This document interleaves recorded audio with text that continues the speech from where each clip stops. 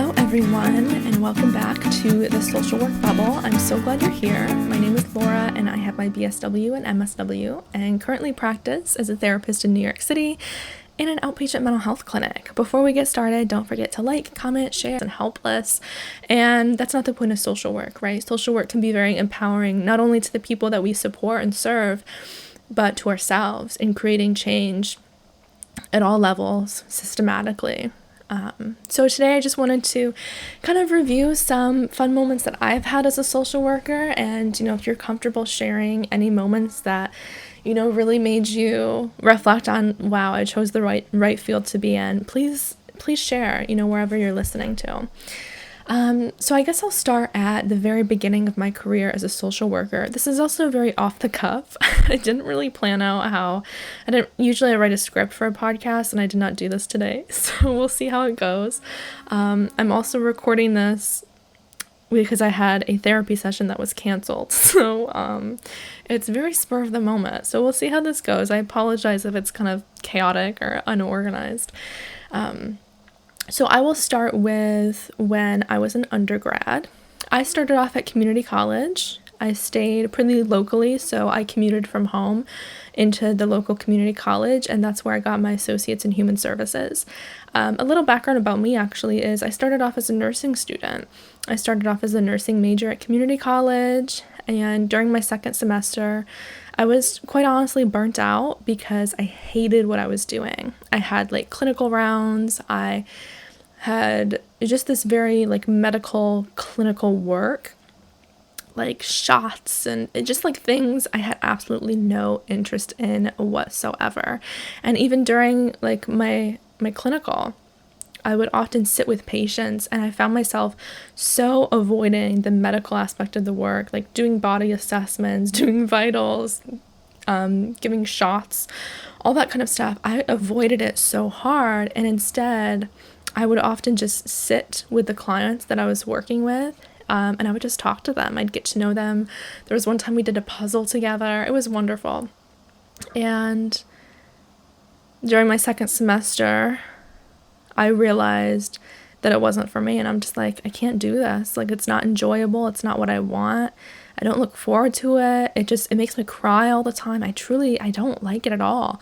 And that's when I changed to social work, technically human services at the community college level. As soon as I switched, in my first human services class, it was like a flip had switched. It was basically everything that I had wanted and was looking for in an education was in social work. The purpose of what I wanted to accomplish in my life, the change I wanted to make, all went back to social work. And I became the top of my class. I graduated summa cum laude. I got into 6 different honor societies, and it was just everything had changed in my life. It was truly just a moment when I realized this is it. This is my life's calling. So during my associate's level, at my community college, the director of the human services program actually set us all up with internships. I don't know if that's normal at the community college level because it's a 2-year program, but we were able to do that, and it was very much a shadowing experience. So I shadowed workers in foster care. I had always been interested in child welfare.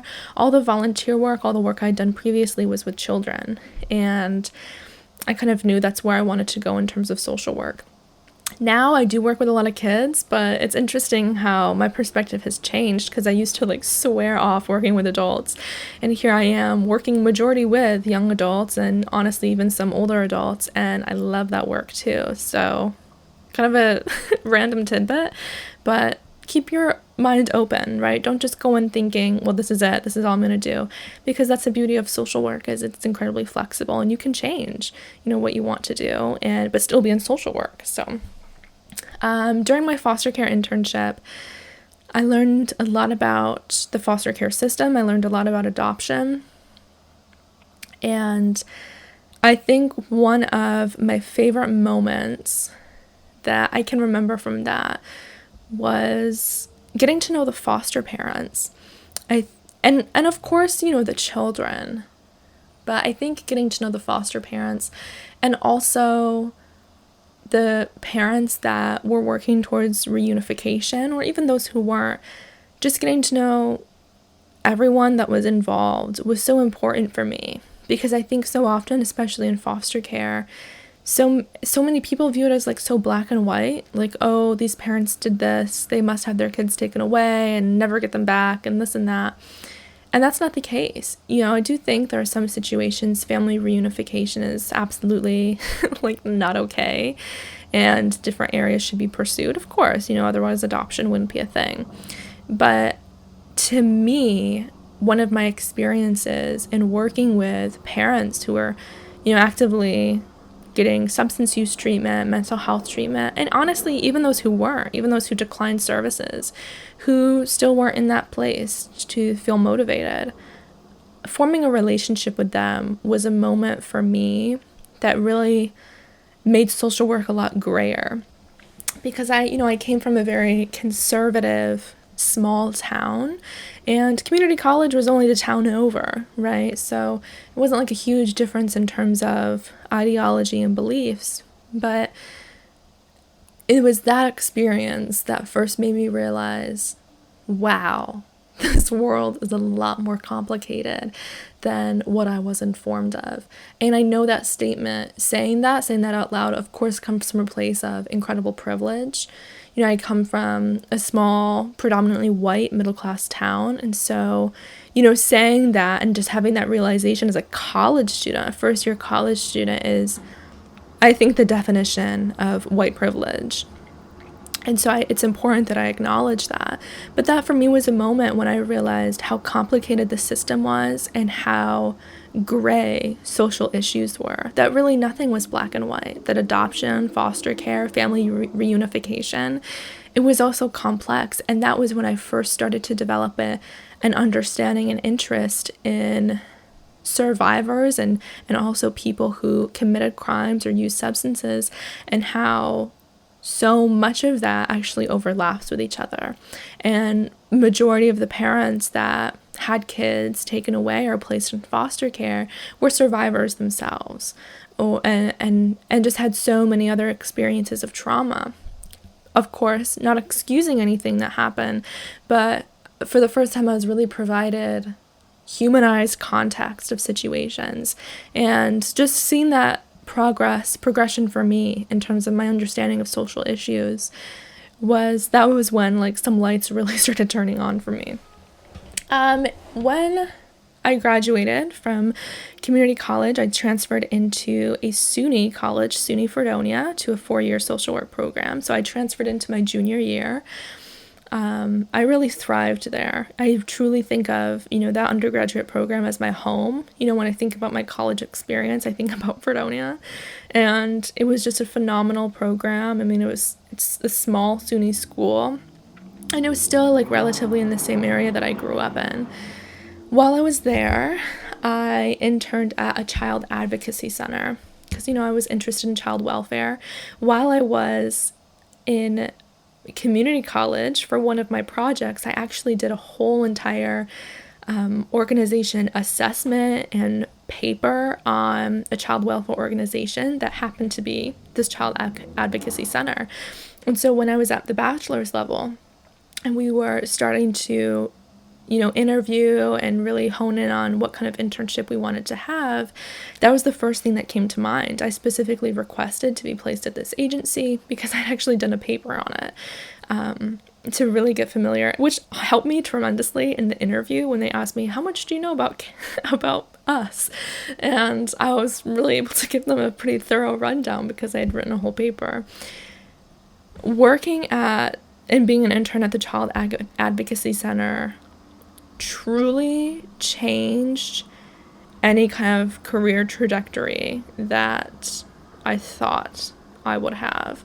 One of, when we're talking about favorite social work moments, one of my favorite moments there was just being able to meet children where they were at emotionally. Some clients, which I had to keep this confidential, some clients I had actually met when I was doing my foster care placement at a different agency. And so I had already had a relationship with a few of them. There was one child that had Down syndrome, and I have a background as working as a direct support professional with adults with developmental disabilities. And so I do have an ability to communicate and understand people with disabilities, I think a little bit more than the people at the specific agency. And I just remember like this young boy, I don't even know how old he was, maybe 3 or 4, with Down syndrome.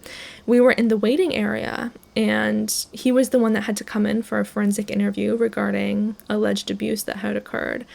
And they had a really hard time communicating with him. And I came in, and it was just like he was drawn to me, and he immediately started smiling, and he pointed to me, and we just had a good time. And it was hard I knew that he was trying to speak, and it was hard to understand what he was saying, but it was enough where we could communicate with each other. And that was definitely one of my favorite moments. I think another favorite moment is at child advocacy centers. You work on a multidisciplinary team. You have family or survivor advocates. You have forensic interviewers. At this agency, there were also trauma therapists. You worked with child protection. You worked with the district attorney and with law enforcement. So everyone kind of met together to review the cases and see how to progress forward. And that was one of my favorites, working alongside, occasionally there'd be federal agents that would come in for cases involving child sexual abuse and trafficking, which was incredibly interesting because that is something I'm interested in doing in the future, is potentially pursuing a career at like a federal level. So I don't want to get into details about that because I don't want to like jinx it. And I'm still even thinking about what that would look like. But being able to work at that level was very interesting because I really got an understanding of how law enforcement views child sexual abuse survivors, people who perpetrate abuse, and the center did a lot of education for law enforcement and really for the community as a whole in terms of child sexual abuse, what trauma looks like, humanizing perpetrators in a way that made those conversations around preventing abuse easier. And to me, that was a really enlightening moment, was seeing the work and how each party came in to interact with each other around one single case of child abuse, because so many people came in with different perspectives. And that's when I realized, and it really definitely reaffirmed why social work was the right path for me, because we provided humanizing perspectives. And so often we had to remind law enforcement how to act in a trauma-informed way, or how to act in a way that was even humanizing to people that perpetrated abuse, because they were often survivors themselves. And so that was a very enlightening experience. I did a trauma support group for some of the teen girls there.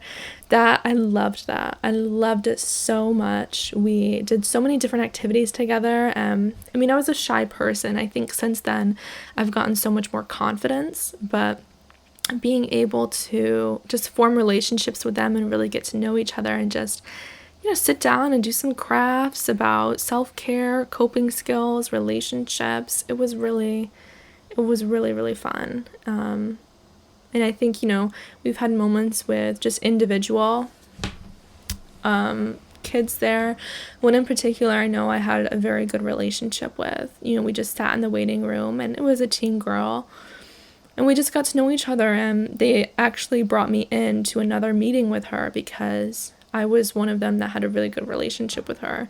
So they wanted her to feel comfortable, so they brought me in. And that always made me feel good. Like, yes, they had to bring me in because I have this great rapport with this client and none of them do. And it was kind of a moment as an intern. You feel really awesome. Like, yeah, I can do this. So that was great. At the master's level, and now working as a therapist because I kept the same position, working with kids is always fabulous. One of my favorite moments, I have a few favorite moments. One of them happened on a Zoom call. There was a little boy that really had to go to the bathroom, And I'm just like, no, you can go, yeah, go to the bathroom, please, please. And so he could excuse himself, but he had to go so bad. Like, he started like pulling his pants down on his way to the bathroom while he was still in the vision of the camera. And I was like, oh my gosh. So I told my supervisor about what happened, just in case. Like, you always want to protect yourself in moments like that too. But it was so funny because he like was so worried, like I wouldn't let him go to the bathroom, and I'm just like, no, go ahead, like it's clearly he really had to go. And that was a really funny moment. I had another moment with another young child where, we're still developing our relationship, and we were playing play therapy in my office, which, I have a good size office, I think. I mean, it's the first office I've had, so I don't really have anything to compare it to, but I enjoy the size of my office. And I mean, it's just like one room, right? I have my desk against one wall. There's like a chair in the corner. And he wanted to play hide and seek. So we played hide and seek. But there was like the only place to hide is under the desk. And so, I mean, it came to a point where we knew we weren't really playing hide and seek. We were both just pretending that someone was hiding. And I would pretend to be looking all over the place to find them. It kind of became a game all in itself. Another favorite social work moment now at the therapist level. Some of these actually happened quite recently, which I think is interesting because recently it's also been the most stressful. And it's been a good reminder for me as to why I do the work. On moments when I do have tremendously long days, or I think the day is done and I think it's over, but wait, here's a crisis that's happening, and okay, I'm pulled back into work. Or, you know what, oh, okay, here's some alleged child abuse I gotta report now, and now I have to talk to the ACS worker and the detective and this and that. One of my clients told me the other day, a while ago now, she said, she was crying to me, and she said, Laura, I have been lost for the longest time. I didn't want to live. I have just been so lost, and I'm still a little lost, but you've become my compass, and now I have some sense of direction and some sense of where I can go. And that to me was just like, first of all, the most poetic thing I've ever heard. But it just it was so meaningful because, I mean, obviously, like, I don't want clients to, like, tell me, oh my gosh, you're so amazing. But, this was a high-risk client, and I just wanted to make sure. Sometimes it just validates that we are making progress and that, what we're doing in therapy is working, and they feel good about it. Because sometimes it's hard to tell. Sometimes as the social worker, the therapist, you might feel kind of stuck. And so it's always nice to get that validation from clients like, okay, we're on the right track. Okay. I had another client tell me, we were playing a game. We're just doing some random questions to each other, like hypothetical questions. And I asked her, if you could write a book, what would the name of the book be? And I think the original question was supposed to be like, okay, if your life was a book, what would the title of it be? But we kind of changed it a little bit.